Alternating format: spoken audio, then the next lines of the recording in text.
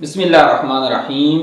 السلام علیکم ورحمۃ اللہ وبرکاتہ۔ مومنین کرام، آج ایک اور نئے سوال کے ساتھ آپ کی خدمت میں حاضر ہوئے ہیں۔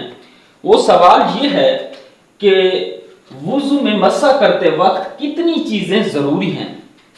دیکھیں، جب انسان مسح کرتا ہے تو اس میں چند چیزیں ہونا ضروری ہیں۔ ان میں سے پہلی چیز یہ ہے کہ سر اور پاؤں گیلے نہیں ہونے چاہیے۔ ایسا نہ ہو کہ سر بھی گیلا ہو اور پاؤں بھی گیلا ہو تو پھر اس کا مسح درست شمار نہیں ہوگا۔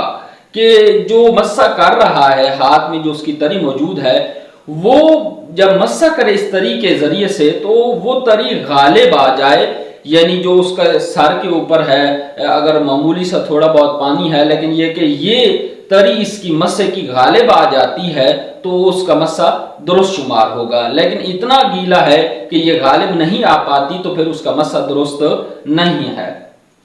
اور دوسری چیز جو ضروری ہے وہ یہ ہے کہ سر اور پاؤں کے اوپر کوئی چکناہٹ والی چیز نہیں لگی ہونی چاہیے، تیل وغیرہ، کہ جو چیز مانع ہو پانی پہنچانے میں جلد تک، تو پھر بھی اس کا مسح درست شمار نہیں ہوگا۔ تو بس اس کو بھی دور کرنا ضروری ہے۔